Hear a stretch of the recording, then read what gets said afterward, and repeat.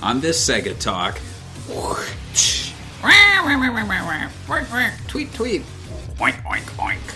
If that doesn't get you excited, oh man, we're talking about Angry Birds and Rovio.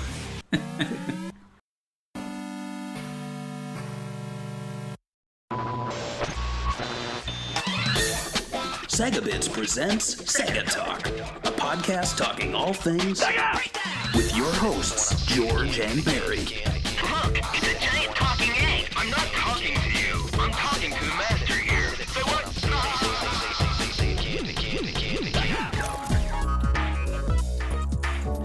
Hello and welcome to episode number 118 of Rovio Talk. I'm Barry. With me is George.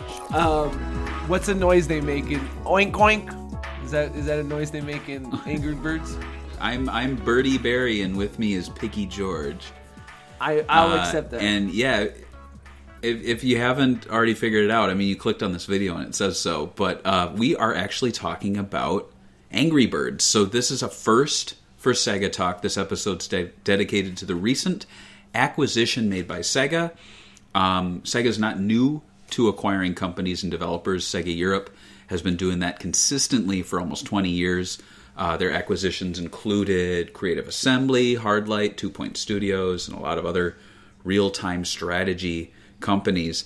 But the latest acquisition is Angry Birds developer Rovio, and it's perhaps Sega's biggest acquisition in recent memory. So before we get into it, George, do you want to plug our Patreon? If you guys go to patreon.com/SegaBits, you can support this show for as little as $1 a month. If you pay for $5, you get the video version early. If you pay $20, you get to tell us what to talk about. We recently got a brand new Patreon, a $5 tier, Grand Tactician. So if you want to join him and be a Grand Tactician Master, definitely support us on patreon.com/SegaBits. And we appreciate everyone that supports us. Yes.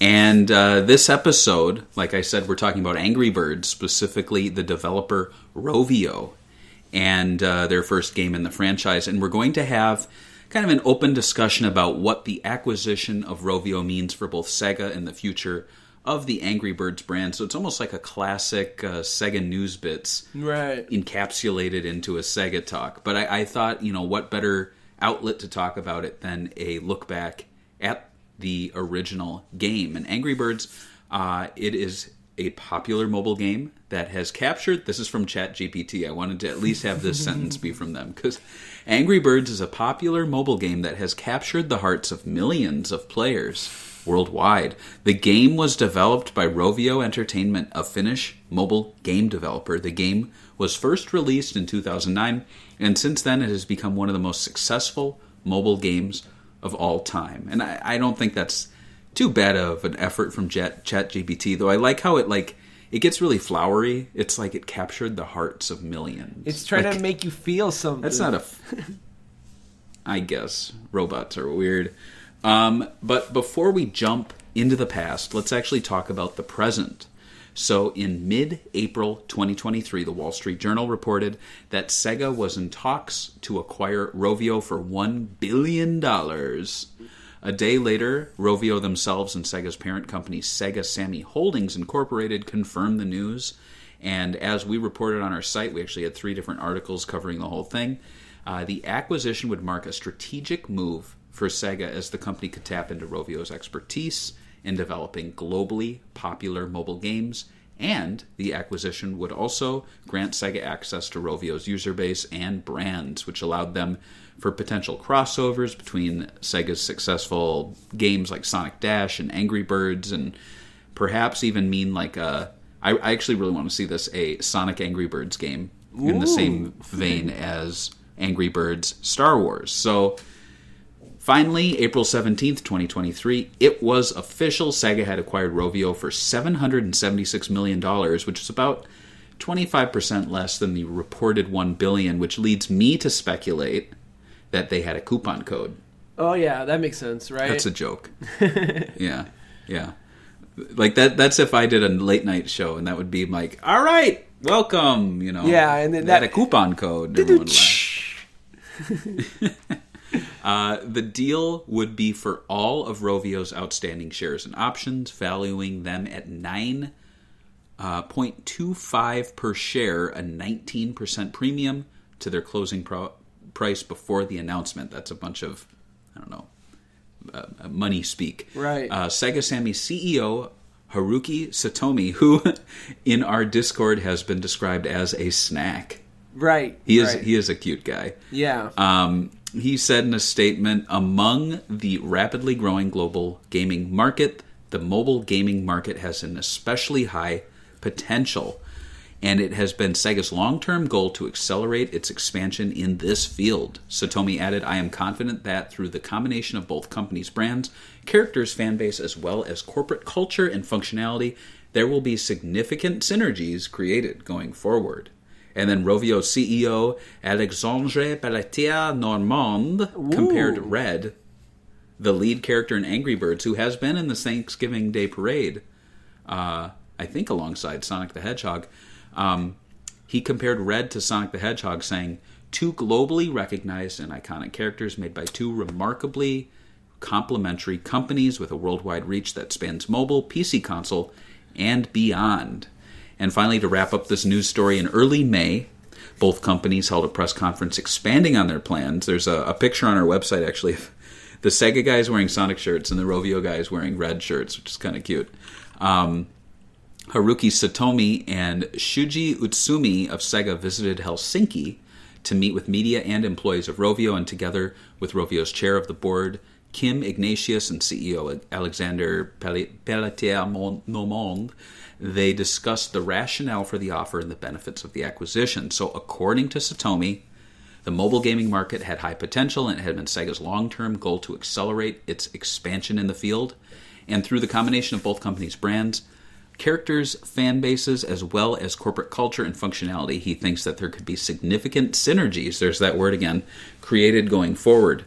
And the Rovio CEO, meanwhile, expressed excitement about the future and said that Angry Birds was finally going to be brought to consoles and PC. So, George, before I take you back to the past to play some mobile games that kick ass, I want to hear your initial reaction to the Rovio news as it was announced. Where were you? Was it like 9/11? You were just like... I was on the Discord and people told me. That's how I found out. Oh, actually, no, I saw it on Reddit. And everyone on Reddit was like...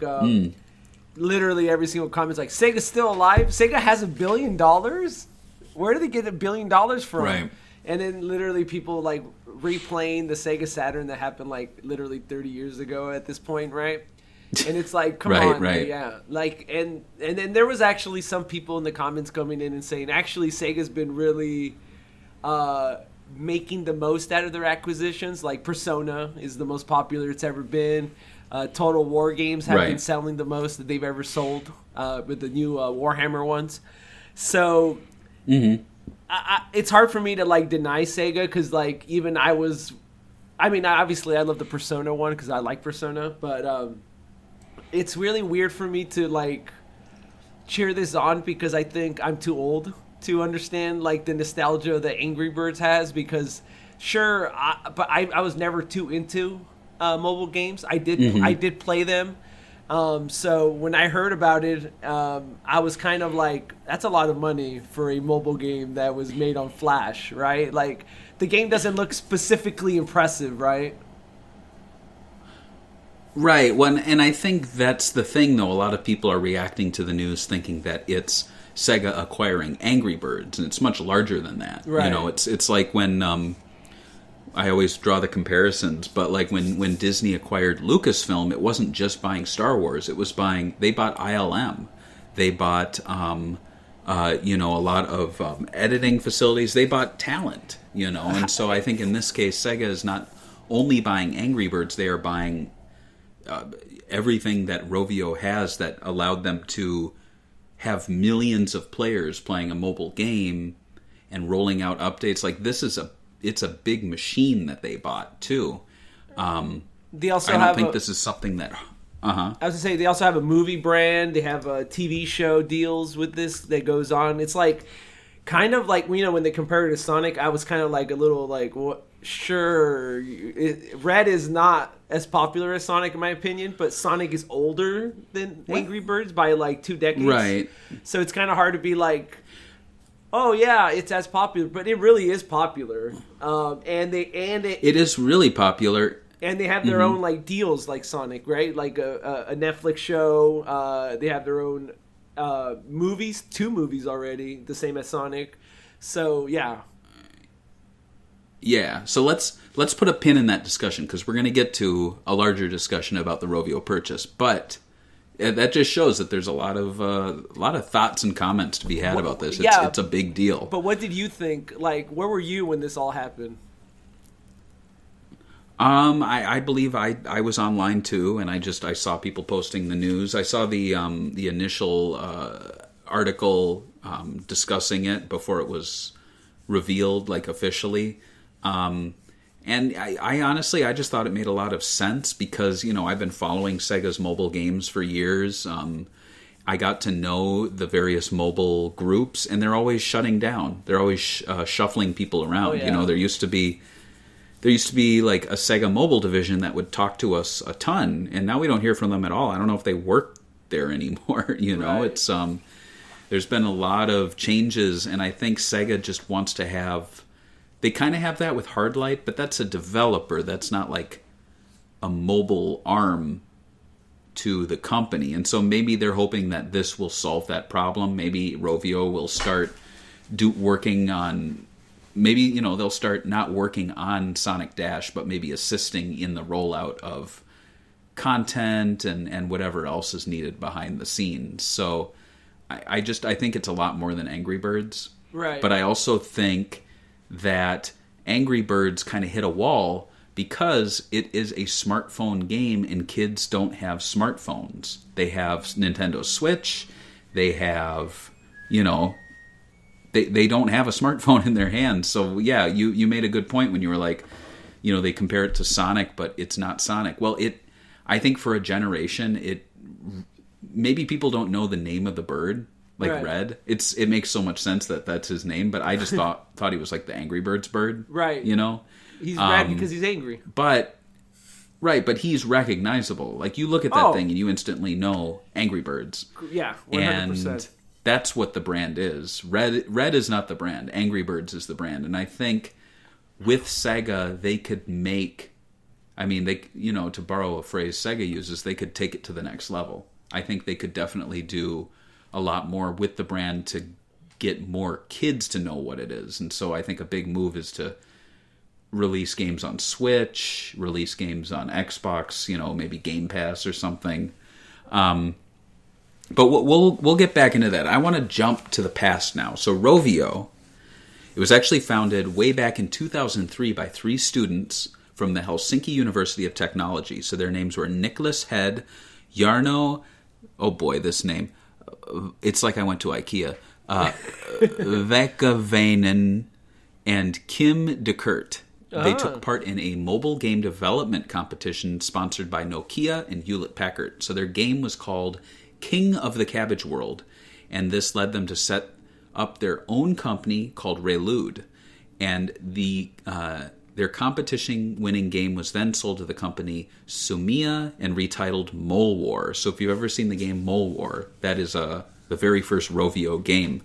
Mole War became one of the first commercial real-time multiplayer mobile games. A little bit later, in January 2005, their company received its first round of investments, and they changed their name to Rovio Mobile, where Rovio actually translates to the Finnish word for pyre, like fire, which explains the flame shape in their logo. So there you go, a little trivia. In 2009, Rovio released Angry Birds, which, believe it or not, was actually their 52nd game. What? That's crazy. The puzzle game. Yeah, they released 52 games. So you were... and I mean, it makes sense. Remember Gameloft? They would make tons of games. Oh, yeah. Tons. And so really... or Prope. Prope made, Tap the Bear to make him stand up, and tap Yuji Naka's pockets to see if there's any, stolen goods. Or any stock options there.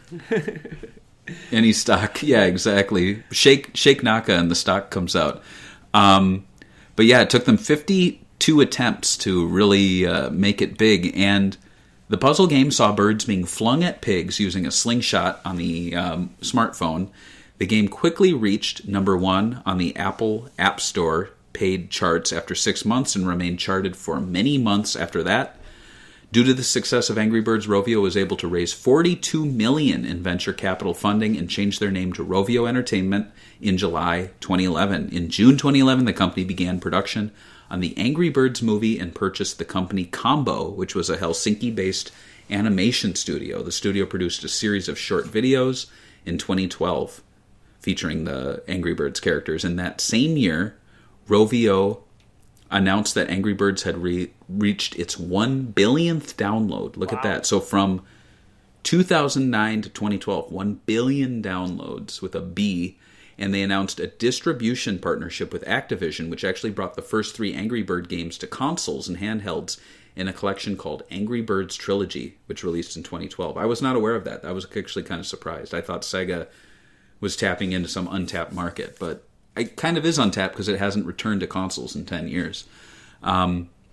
Also, that same year, Rovio released Angry Birds Star Wars, which saw the Star Wars license applied to Angry Birds formula. And then the following year, a sequel was released called Angry Birds Star Wars 2, which was based on the prequel trilogy. So, George, does it surprise you that it actually took Rovio 52 attempts to strike gold? And why do you think Angry Birds as a concept caught on so quickly? And I have a link to their Wikipedia page. If you scroll down, you can actually see the 52 their games? early titles. Okay. I don't. They actually kind of cherry pick. They don't show everything. But, so, yeah. Well, I think too, during 2000, like the early 2008, 2009, there wasn't a really like mobile scene the way I think Apple really did help with the App Store and then Google doing their Play Store or whatever. I don't know what it was called back then. But it was like this weird like, Nokia phones or whatever, BlackBerry or whatever was still around. It wasn't like as condensed. And I think a lot of people were still upgrading to smartphones. So it would make sense that way. But also, it's almost like you said, probe. You know, like they were like Shake the Bear. Everyone was trying to do a simple game to see if they could strike gold. And I think a lot of people were trying to like be the next Angry Birds or whatever. And I think Angry Birds took off because I don't know if you've seen some of the games here, like Burger Rush or even the Mole game. I showed a picture of it here for the audience. Yeah. The art style is not very unique. Like, it's just kind of generic, and I think Angry Birds has an actual, like, art, a more condensed art style that's its own. I also think that the idea of just the way that the game controls, just like slingshotting a bird into the air, was very simple for mobile games, and then you saw things fall, and it was actually very... It's like playing, I don't know what that game's called. You know when you go to the arcades, and then you could throw, like, either a hatchet, or you could throw something at... just bricks or whatever. It was literally an arcade game on mobile. There wasn't too many ads at the time, and it was just fun and simple to play. And it was easy to play with a bunch of people. Like, you'd be like, you take a turn, and the next person takes a turn. So that's why I think it caught on. Absolutely. Yeah, and I mean, you look at their list of games, and this was a period of transition too for mobile game developers because Java was the big platform, and then it switched to iOS and developing for smartphones. And so I think Angry Birds really just released at the perfect time when smartphones started to become big, and everyone's like, well, I switched over to my smartphone and I want some games. Well, Angry Birds, this looks fun. Oh, this is easy. And you do look at their other games, and they're mainly, like it says on Wikipedia, work-for-hire projects and publishing contracts. And it's probably little rinky-dink Java games like War Diary and Star Marine and Ski Jump and, Paid to Kill, Paper Planes. Like, it's just very strange. But I think, it's a combination of just releasing at the right time, and also... I mean, I don't know how people feel about Angry Birds. Like, it's, to me, like, I don't have any animosity towards it. I don't hate it. I think it was a little silly that it became a movie, but I'm not upset by it. But you look at the concept, and it is really brilliant. I mean, I think what really made it work was that it came out at the time of touchscreens. And it just makes absolute perfect sense to have a catapult game on smartphones because you can pull it back with your finger. The aiming is incredibly precise. And, as much as people shit on smartphone games, like, I've long been a proponent of them. And it's like, retro gamers will wax nostalgic on the paddle controls for the Atari 2600. Yeah. Because they're like, oh my God, it's so precise. It's so amazing. Meanwhile, they go, oh, Angry Birds is shit. And I'm like, you could also say that Angry Birds is so precise and amazing, because it is. Like, I've told you before, my preferred way to play Space Harrier is on the 3DS with the stylus. It is the most precise way you'll ever play that game, because you can literally use the stylus to move like pixel by pixel and move across the screen really fast. And it brings the game to another level. And I think touch controls done right work really well. And I actually think touch controls are kind of, I don't think they get the respect they deserve. Like Waggle Wii controls, those hit or miss. Right. But I really think that when you make touch-based games and do it well, it's some of the most, I keep saying precise. There's another word for it, but it's so accurate. It's the most accurate gaming you'll ever have in terms of controls, because it's your finger on the screen moving it around. And you don't really get that with DS. You kind of get it with 3DS, I mentioned, but on smartphones, it's just, they made it work. And sure, there are some garbage games, but man, like,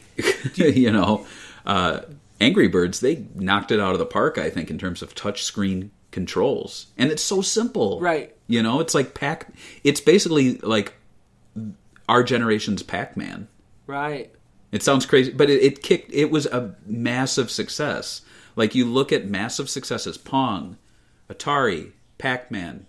I think Angry Birds is up there. Right. And I don't think Sonic the Hedgehog is in that same category, because Sonic is pretty complex for a game. It's not casual pick up and play. Not everyone's going to play that, but anyone can play Tetris. Anyone can play Angry Birds. Anyone will play Pac-Man and have a great time, because it's such a simple concept that hit at the right time. So I do have a question for you. Is there any other mobile games during this time that you played and you were like, oh, I remember that one being really popular? Oh, yeah. I forgot the name of it. It just re-released on Apple Arcade, and I absolutely love it. It's a squishy car. I forgot what it's called. Jelly Car. Never played it, but... Oh, Jelly Car is so good. You got to play Jelly Car. It's, I think on the phone it's tilt-based. It's kind of like Trials HD before Trials HD released. Do you remember that game? Yes.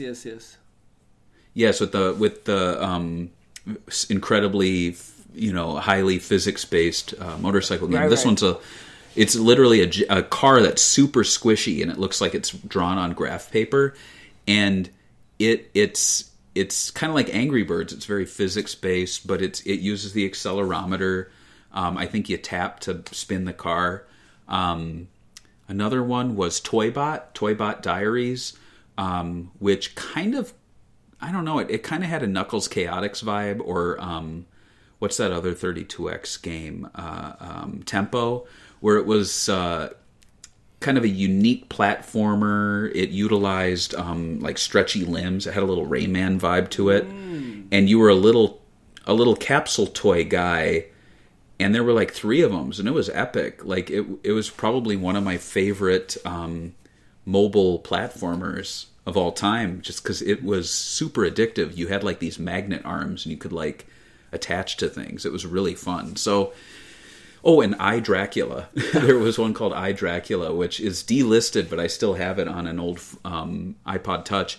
And it's just like, it's brutal. It's so bloody and violent, and it's endless waves of werewolves and vampires coming at you. And it is addictive. You can play it for like an hour nonstop, and the game just keeps going, and you're picking up rifles. It's 3/4 view over the head. It uses your just touch controls on the side, but the cool thing is it's almost like twin sticks. You swivel the character with one, and then you move around with the other. And you can shoot in all directions. It's, yeah. So you can tell, like, I'm not a mobile game hater. So when I see a good mobile game, I'll enjoy it. I'm not gonna say these are good, but I remember these being really popular. Like, at least that they always made like TV at least, or got mentions from a lot of people. So like, Candy Crush is an easy one. Everyone's trying to still chase that dragon, where moms are playing Candy Crush and spending money. Like, even Sega has a lot of those puzzle games that they make themselves. There was something Crash or Castle Crashers or whatever, the stupid like an RTS whatever wannabe, like the city builder games. There was that cut the rope game with the little dragon where you cut ropes and try to solve puzzles. There was one more that Doodle Jump game. They even have arcade games with it right next to Angry Birds and like Dave and Buster's. You know that little like a little sketchy thing, Doodle Jump or whatever, where you just jump up basically and you just press a button and you keep on jumping on platforms until you get to the top. So that game is also has like an arcade scene, which is crazy. That's another thing I didn't know about Angry Birds, how popular it is in arcades. Like, all these mobile games got translated to arcade games, and they do well because they have like 4 machines sometimes at some of these places, and like, there's only one Time Crisis 5. What's going on here? Yeah, so right. Those are some games I remember being really popular. Did you ever try Candy Crush? Because you remember the era where it was really popular, right? Like, The Office made jokes about it and everything. Yeah, I think I downloaded it once. I tried it. I thought it was fine. It's not really my thing. I think the developer of that was actually right near Sega's headquarters in San Francisco, because I remember after I visited Sega, I walked by there, and it was kind of cool to see King, the Candy Crush company. But yeah, so that's summing them up. But there is more to the story, and I don't know. I feel like when we get through this, you're going to have some different thoughts on Rovio. So, in 2014, Rovio announced that Angry Birds had reached 2 billion downloads. So, 2 years later, another billion. That's kind of insane. But it was not all good news, because they also revealed that year that Angry Birds had leaked data to third-party companies and possibly to surveillance agencies like the NSA. And in retaliation, anti-NSA hackers hacked and defaced Rovio's website. And there's actually a BBC article here where you can see what they did to the header page. So Spying birds, and they put the NSA on Red's forehead. Yeah, so I thought that was kind of funny. Yeah. So in December 2014, there was even more bad news for the company. Rovio laid off 110 employees after profits were halved in 2013 due to the recent games Angry Birds Epic and Angry Birds Go being not as successful as past games. At the end of 2014, Rovio saw a 73% decrease in profit due to poor sales of licensed merchandise. So yeah, around that time, that's probably when you're seeing all the Angry Birds stuff on deep discount because they can't get it out of the stores. In 2015, another 260 employees were laid off after the merchandise revenue fell 43% during 2014, and several high-level employees stepped down the following year. So, I mean, at this point, do you think Angry Birds was kind of a flash in the pan? Do you think Rovio grew too quickly following the initial success, expecting it to last forever? Yeah, I mean, there was a moment in history that I remember, just like, you know how when everything goes on discount, I'm not trying to be mean or anything, but you'll see some poorer families who just randomly wear the gear, and you're like, hey, where do you like what? And it's like because they're on like TJ Maxx or whatever for like $1, and it's hard to not for these people not just to buy the shirt to have a shirt. So I remember seeing a lot of like just random families just with like Angry Birds shirts like walking around everywhere. Yeah. And you know what? I think I know what you mean. Right. And I think it might have like I don't know if it helped them, but like it is kind of, I know that the merchandise went back, but it is kind of free advertisement because it kind of puts it in your mind when you're walking around. You're like, oh, they gave Angry Birds. But I guess so. But yeah, I do remember when there was just like a bunch of people wearing like the gear randomly, and I think it was their fault too because it's like when you put out so much merchandise like that, sometimes you oversaturate the market.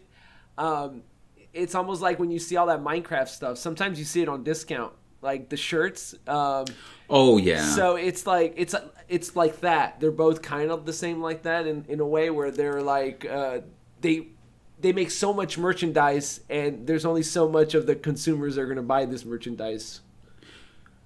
Right. Yeah, and I mean mobile games and I guess I don't know what you'd call them, but like Fortnite, Minecraft.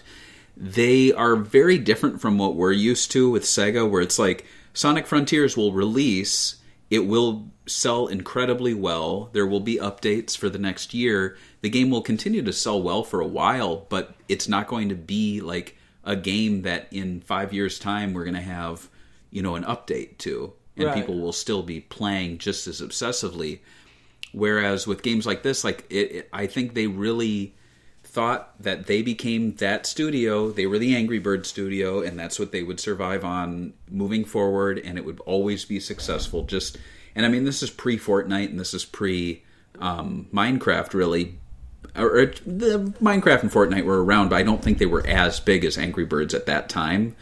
But so I don't blame them for growing and expanding as much as they did, because they really thought that this is something that would continue, especially when $2 billion from 2009 to 2014 is insane. But I think they grew too big. Like, I think they were a little too big for what they actually had ended up being. And if they kept it small, like, imagine how much more money they'd be making, to be honest. Like, they would have maybe less merchandise, but they wouldn't be losing 73% decrease in profits, things like that. Right. But despite the losses in 2017, Rovio did open a new studio in London to focus on MMO games. The company also announced that they were cutting 35 jobs in their animation division, and that same year, Kaiken Entertainment, which is a company founded by the former Rovio CEO Mikhail Head, acquired Rovio's animation division. So they actually, I don't know if they have one anymore. They might not. Following these moves, Rovio reported that they had returned to profitability with the success of the recently released Angry Birds movie and recent video games. So it seems like things are a little better for them now. 2017, Rovio became a publicly traded company, and the company was valued at $1 billion. In 2018, Rovio closed their London studio, which they opened a year earlier, and that same year they acquired the developer PlayRaven, who were known for making strategy games such as Eve, War of Ascension. So I guess Sega owns PlayRaven now. In 2020, Rovio acquired Darkfire Games and renamed the developer Rovio Copenhagen. I hate when they do that. And in 2021, Morbad... Oh, you like when they do that? No, I hate it. I hate when companies like buy like studios and they're like, oh, your identity? In the trash. You're Rovio East.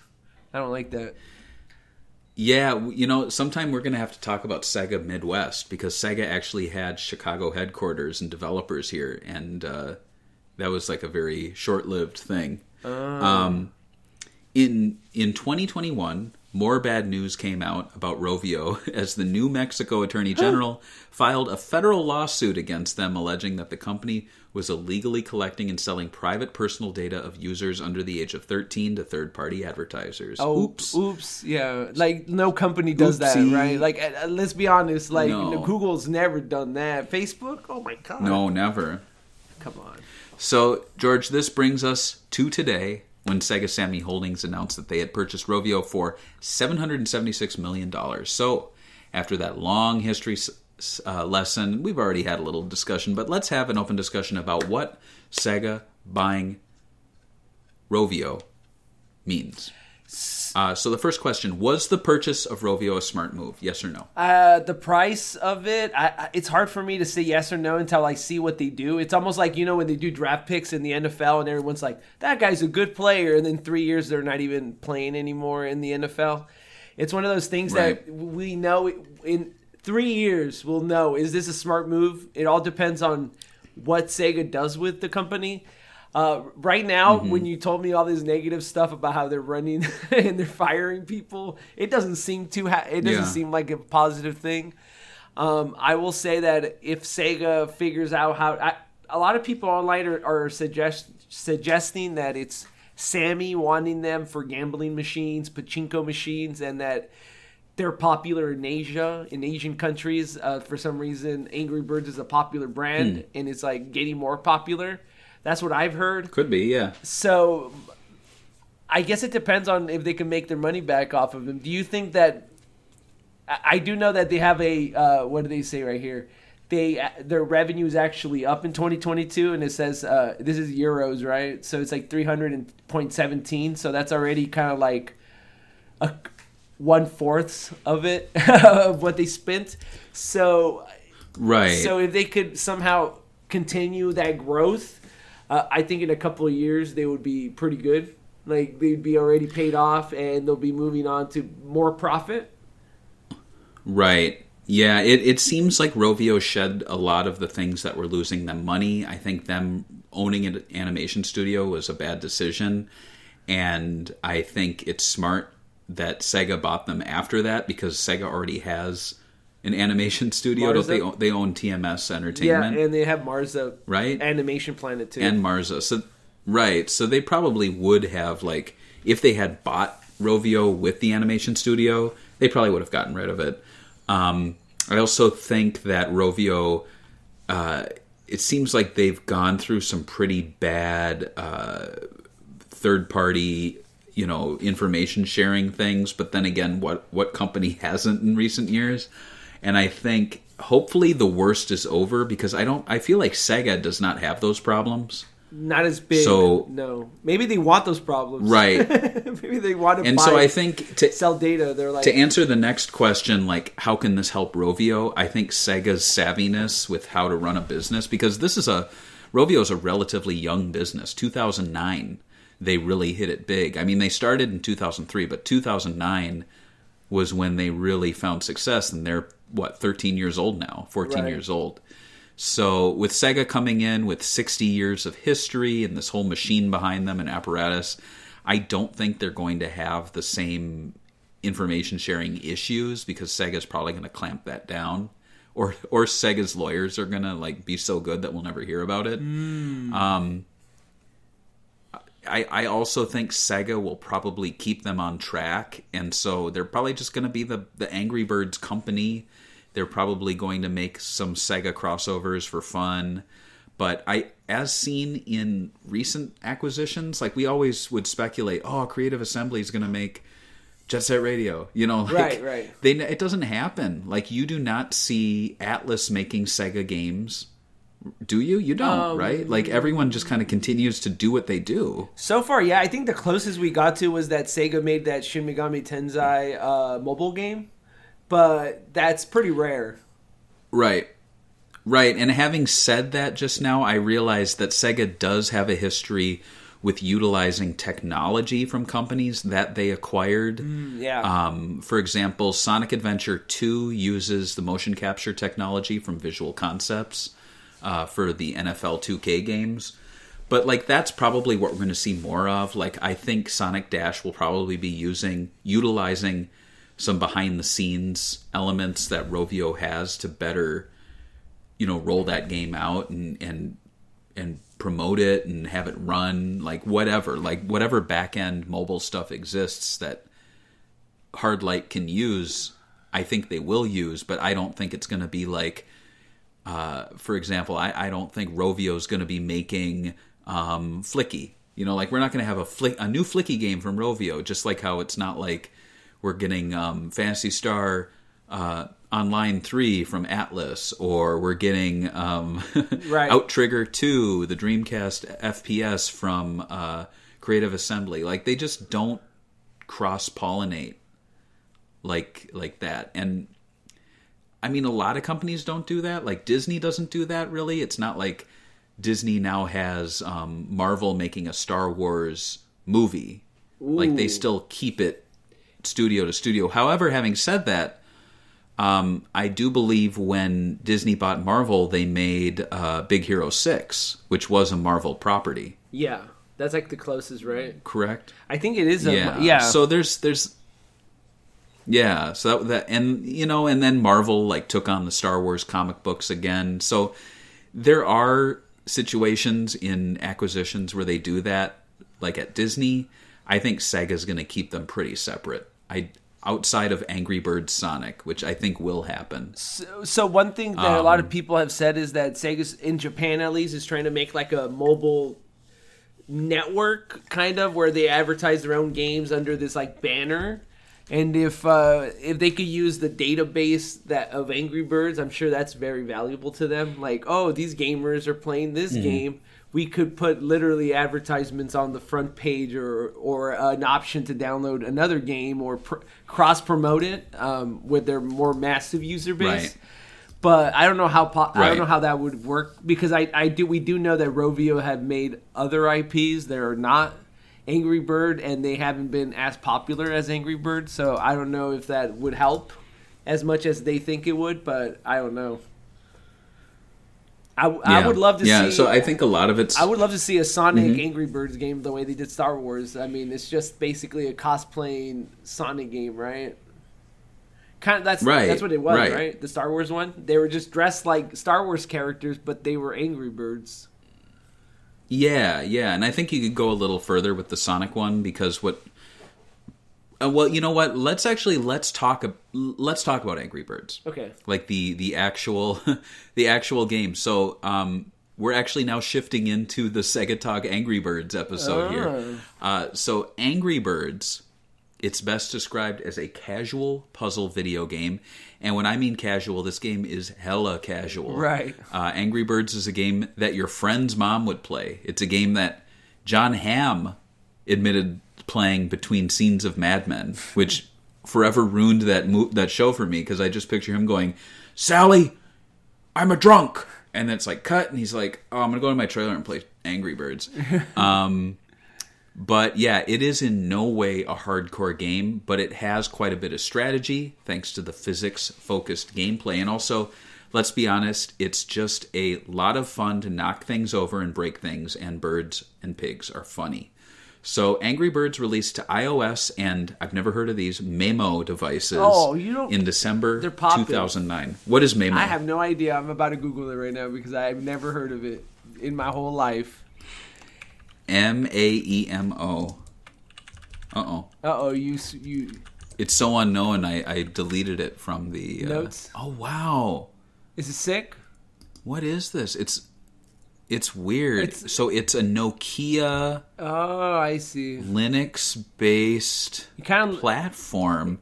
Oh, look at the Nokia 9. Oh, it's the OS for the Nokia 9 N900. Oh. Remember these? I had... You know what? I didn't have one of these. It's the slide-out keyboard right. It's so smartphone. Cool. I had the pre one where it was like Java games. So my phone was like this, but then I could type, and I absolutely loved that phone because I would text like crazy on it. Right. It was so cool. I remember this kid. Wow. I used to know this guy that had it, and he would be able to go on websites and stuff. I was so like, what? But it was like an older version of this because this came out in 2011. So it was they probably had like different OSs running it in the past. But I remember that design, this specific design, the with the fold out. I kind of want to buy a Nokia N900 now. So you collect it? Retro? It is retro, right? It is. So Angry Birds released to iOS and Memo devices in December 2009. In 2010, the game was ported to other touchscreen-based smartphones, including Android, Windows Phone, and BlackBerry 10 devices. That's retro. That is retro. The gameplay is incredibly simple. Players use a slingshot to launch birds at green pigs stationed in and around structures. The pigs have stolen the birds' eggs, and the goal is to destroy all the pigs on the playing field. Players advance through the game, acquiring new types of birds, which each have their own distinct abilities. And pigs vary in size and will sometimes wear armor, which means some pigs are stronger than others when it comes to surviving damage done by the birds. And I actually have a video here. This is an Angry Birds super fan. Oh, I think it's Angry Birds Journal. It's a YouTube channel called, and this is 10 years old, and it's basically a video of them showing off every bird and their skills. So we can have this playing while I talk about the birdies. So they all have names. All the birds have names. The basic red bird is named Red. Other birds include Chuck the Speedy Canary, Bomb the Exploding Loon, Jay the Bluebird and his siblings Jake and Tim, a leghorn hen named Matilda, a gala named Stella who has a bubble power, Hal, an emerald toucanet, a giant cardinal named Terrence, and a Jamaican oriole named Bubbles. In each level, and we can keep the video playing until it's done, but each level kicks off with a limited amount of birds in various types. If players defeat all the pigs before depleting their birds, they get bonus points. If all the pigs are eliminated after using the last bird, the level's cleared and the next level unlocks. And if all the birds run out and the pigs are not defeated, the level is failed and must be repeated. Points are decided based on each pig being defeated, as well as damage and destruction to structures, and of course the bonus points for unused birds. Level completion sees players receiving up to 3 stars, depending on their score, and players are encouraged to earn 3 stars for every stage. So, George, why do you think Angry Birds was so successful? Well, I mean, I think we talked about it. Right. It's simple, right? Simple to play. It's like an arcade game, like I told you, but on mobile. It was during the time where there wasn't...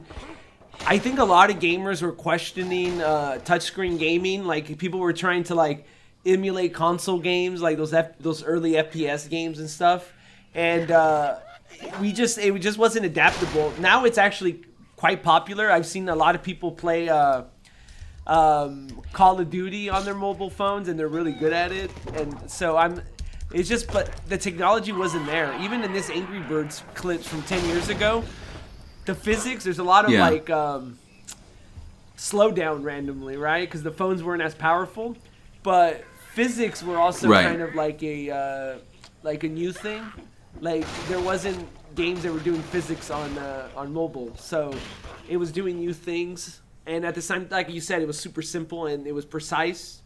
A lot of games were not precise back in the day, so they relied on being a Clash of Clans, where you were an RTS type, or that Simpsons tap out you like. It's fine, but it's not you're not aiming at anything. So this is pretty unique for its time period, I would say.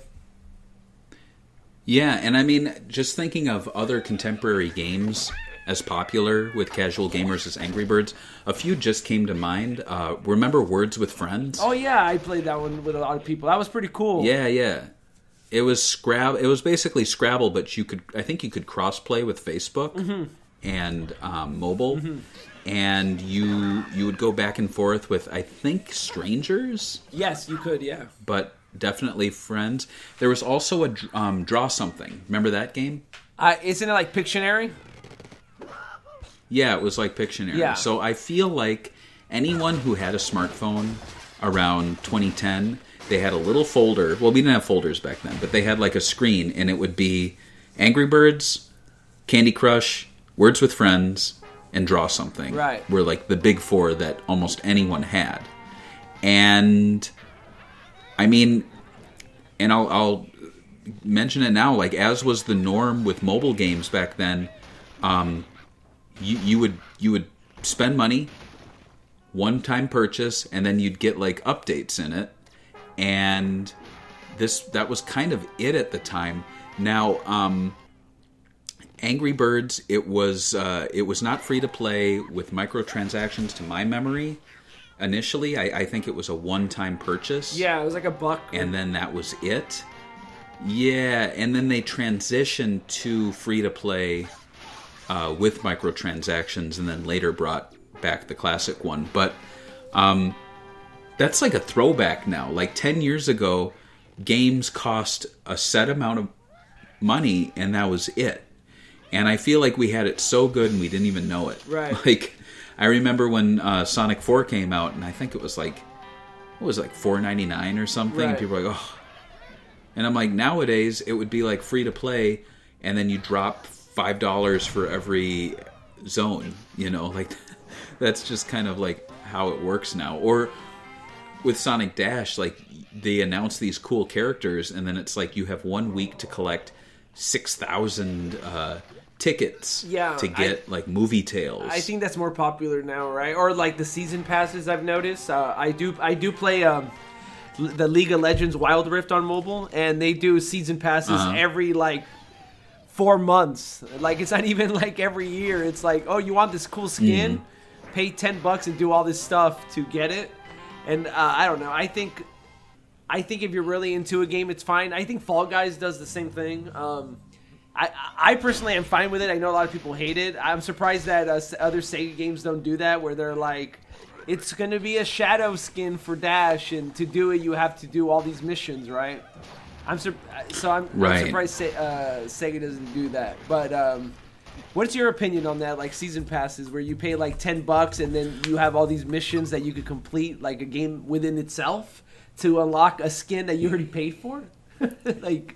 Yeah, I mean, I haven't really ever partaken in that, so I'm not really a fan. I have Apple Arcade, and I hear people who probably don't own Apple devices complain about like Apple TV Plus and Apple Arcade, going, I'm not going to pay $5 for blah, blah, blah. And it's like, well, you really don't. If you have an Apple device and you're just paying for like the base, like, monthly like storage and everything, they give you all that stuff for free. Well, it's not free, but it's all bundled. So like I have Apple Arcade, and I really like it because it kind of harkens back to the, I guess, retro mobile, where there are no microtransactions in any of Apple Arcade games.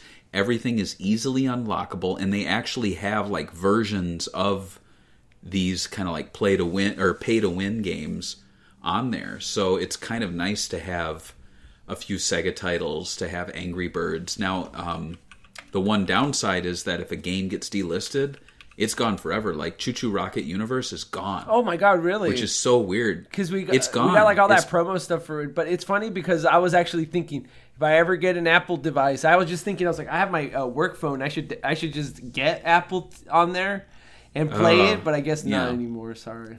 It sucks because it was really fun, and I really hope that it comes to something.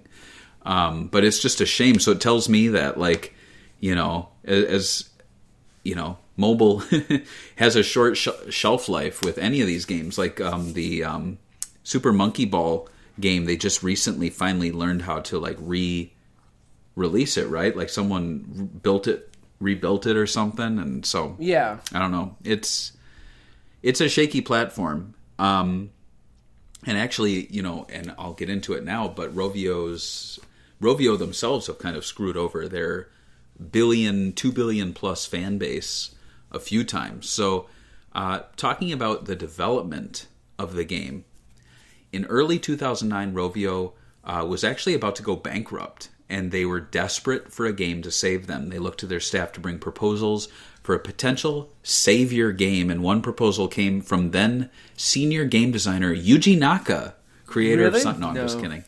Yeah, no, he's like, let me buy stocks from your company. he's wearing like a blonde wig and like a Finnish outfit, and he's like, I am new here. I have a game. No, it's Jaco Isalo. And the game was a simulated screenshot featuring some angry-looking birds with no legs or wings. That's all he did.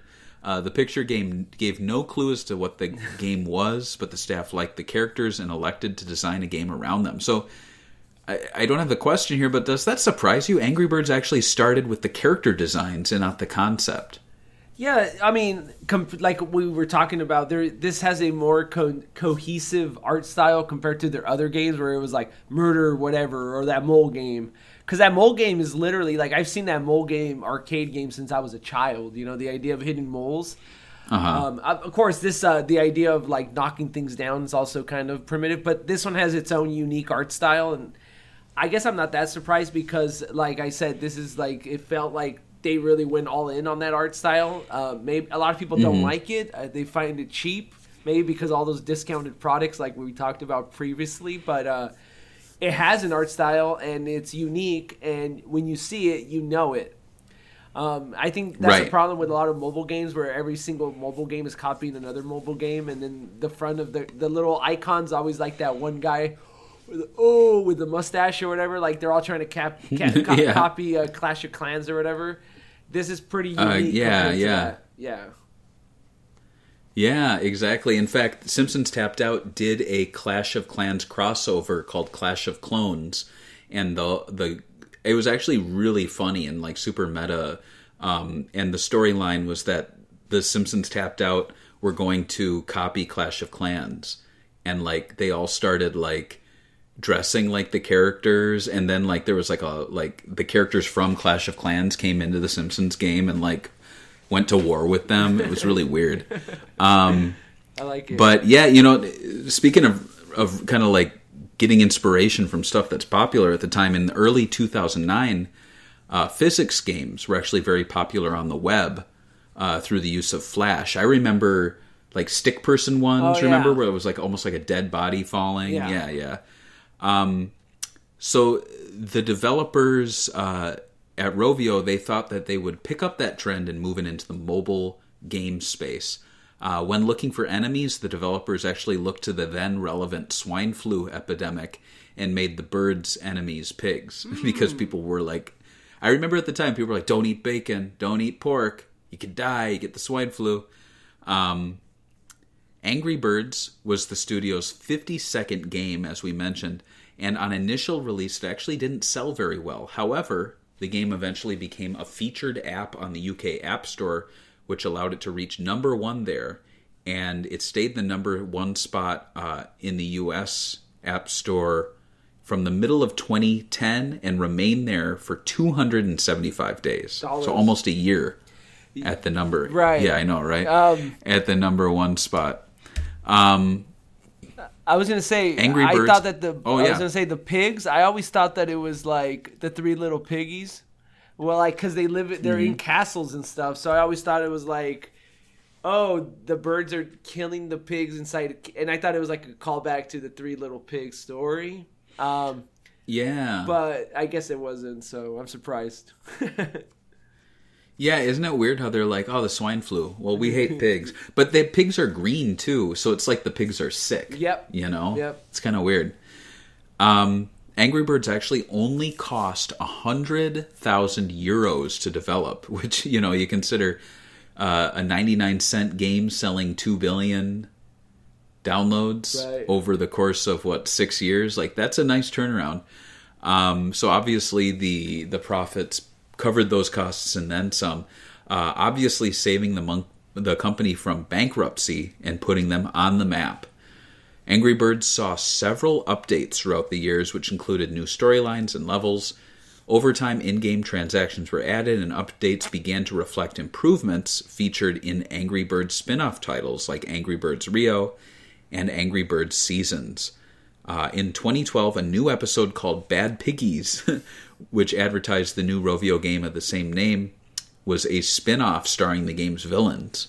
In 2013, the game became the free app of the week on the App Store, which skyrocketed it to the top of the charts once again, before returning back to the normal price of 99 cents. Do you remember when they would do that? I remember when Sonic 4 was like the app of the day. Yeah. And it was like a huge deal. And or the Starbucks, the Starbucks app cards. How do you even become an app of the day? Is it like editors picked on the store, or do you like pay for it? Like, I wonder how that works. I think there's a little behind the scenes dealing going on there. I think they're probably. I bet Apple is like, your game is selling incredibly well.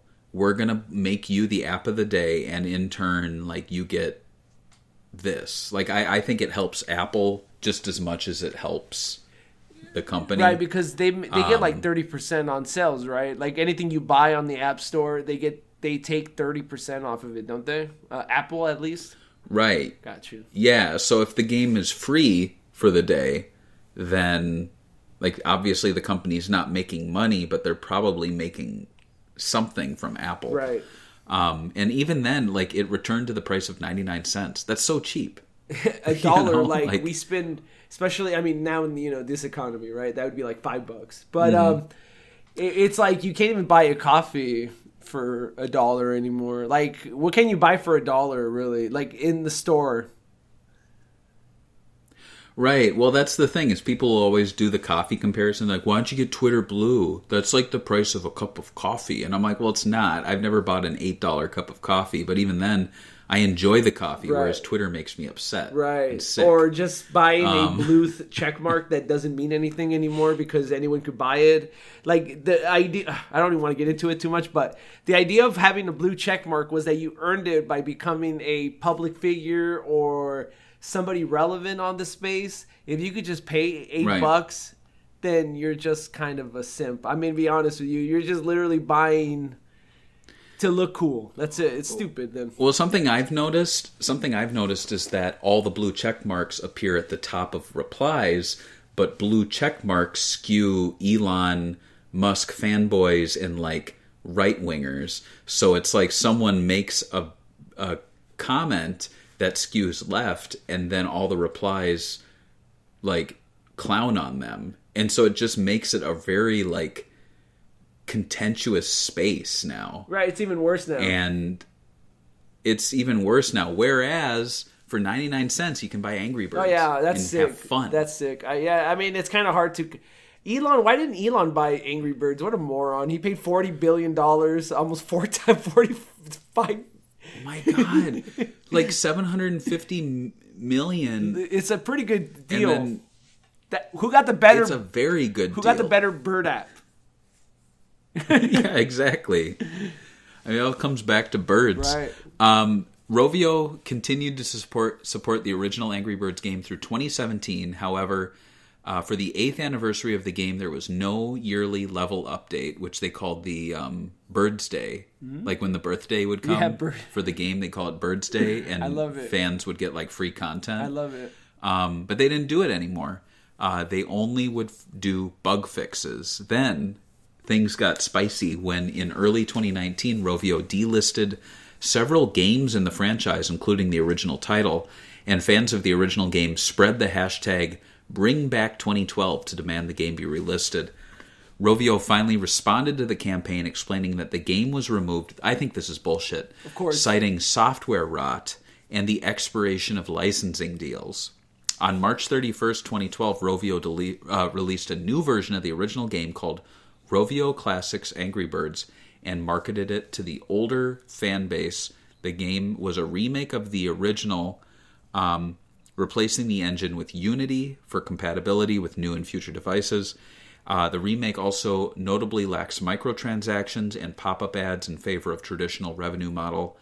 And in February of 2023, however, they announced that Rovio Classics Angry Birds would be delisted from the Google Play Store and renamed Red's First Flight. And I hope Sega the reasoning for this...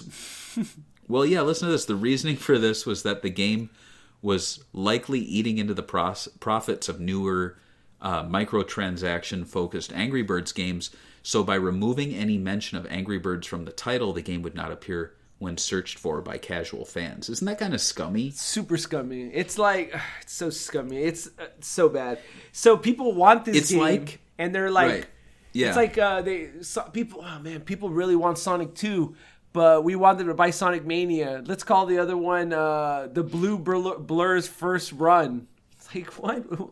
Right. Well, it's like with Sonic Frontiers, the game released and you could pick it up for as low as $40 during sales, and for a year you get free content. And then imagine if Sega in the future is like, oh, fuck, we should have microtransaction that. So they're like, we are no longer going to sell Sonic Frontiers on digital services, but it's coming back. It's going to be called Blue Boy Island Adventure. Blue Boy and you're like, oh, So no one can search for Sonic Frontiers. Right, Yeah, because casuals are just going to look Angry Birds and they're not going to see it. But people in the know will be like, "Oh, it's called Red's First Flight," which is the stupidest name. Blue Blur's First Run. Right. Like what? It's so obvious that they realized that Google Play profits were down. So I really hope Sega tamps that down. I think that's kind of scummy. Oh my god, it is called Red's First Flight. Oh my god, I can't believe it. This is so dumb. I'm looking at the page right now. I can't believe they actually did that.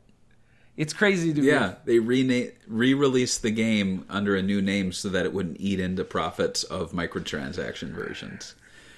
So yeah, looking back at the history of Angry Birds rollout and releases, it's pretty clear that Rovio has some scummy practices, including screwing over longtime fans, leaking information to governments and third parties, and spending way too much money. But do you think Sega's acquisition will fix these problems? I say yes. I'm hoping that Maybe. Sega, because there was a while where Atlas was doing this so Atlas has a policy where they won't re-release a game unless they add a bunch of new content to it. So that's why it was Persona 5 Royale, and they kept on doing this thing, right? They have to remake the game or do something new to it. And it was kind of so you're having all these games that you're such a small studio, you can't redo all these games. But people want all these games. People want Persona 3. They want Persona 4. But they just want to play the original one they played 10 years ago. And Sega kind of clamped down on them. And that's why we got Persona 3, Persona 4, and Persona 5 on PC now. And that was a good thing. Because it's stupid to just randomly say, oh, man, we got to spend another 2 years making new content for these games just so we could re-release them. And so I'm hoping that Sega clamps down on them a little more and be like, dude, if people want to play Angry Birds 1, just let them play Angry Birds 1. Why are you calling it other stuff? Right. Now, I will say, in Rovio's defense, Sega did something kind of similar when Sonic Origins was coming out. They removed all of the... Oh, yeah. People hated it, though. The Sonic 1, 2... what were those? They weren't Sega Ages. They were Sega Vintage Collection. Right, the old ones. Now, to make it more because there's the definitive, right? That's what they were calling it.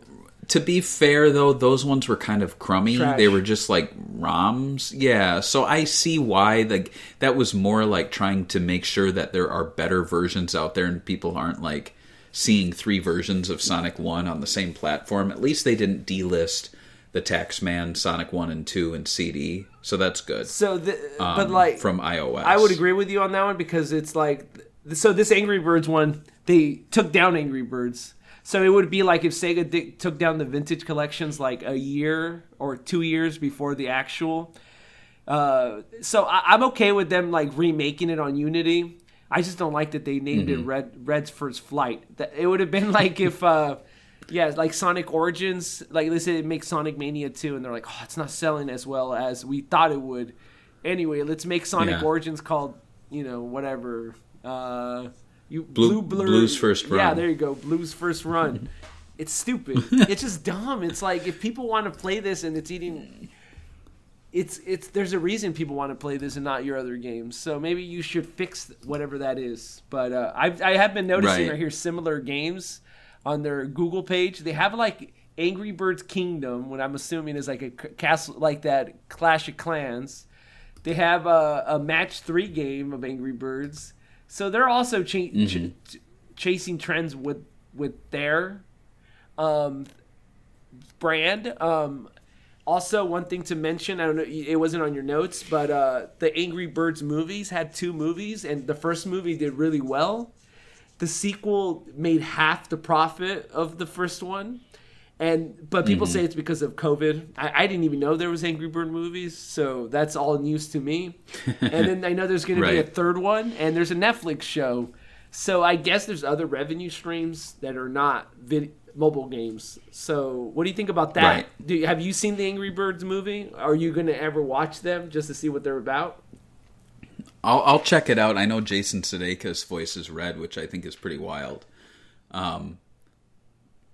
But yeah, I mean, I'll watch them because they're my favorite Sega franchise now. Right. So George, before we end things, I thought it would be fun if it's possible on your end, it is, to play a pirated copy of Angry Birds. It's like a Chinese pirated version on a free video game site, and I'll read the memories while you play. How's that sound? All right. Well, let me know when you get those birdies flinging at them piggies. I'm flinging it. Oh. All right, here we go. Well, Ben Hayward, this flings for you. He says, I must just be about the only person in the world who has never played any version of Angry Birds. I wonder why it's been such a long life when other masterpieces like Rat on a Scooter fell by the wayside. I didn't have. I can't wait to find out.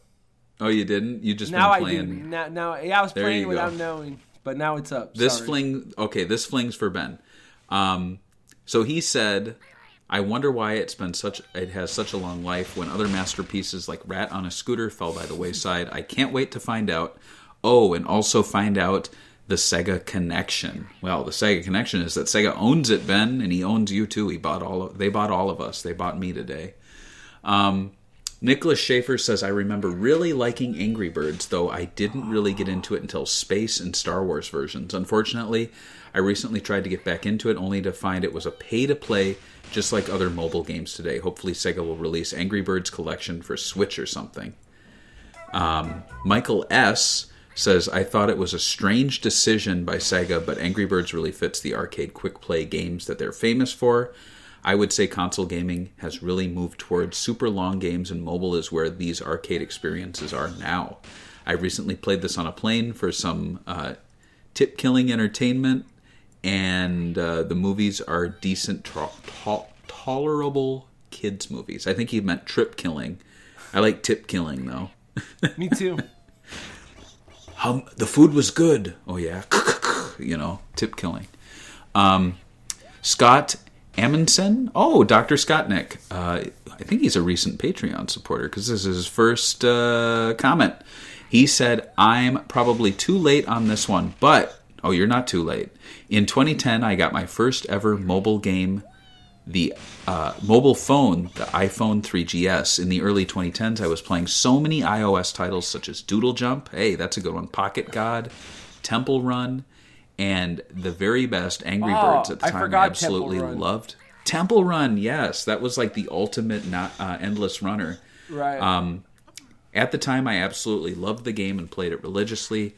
I must have played it for around 2 years before I finally stopped playing, but will always hold a special place in my heart for those early smartphone memories. So yeah, that's our Patreon supporter memories, and that's going to wrap up this angry episode of Rovio Talk. And let's check what's coming up next, George. Do you have the list, or do you want me to read it off? Read it off. I'm playing some Angry Birds. Some Chinese Angry Birds. Oh, yeah. So, George, you are going to be covering on the next episode Shining Force 3. Oh, that's a good... All 3 volumes? Three. Yeah, all of them. Oh, my God. You know what? There's there's SIG games. I can't wait to talk about them. Yeah. It's going to be fun. That's it for this episode of Sega Talk. We'll catch you guys on the next one. Bye. Oink, oink.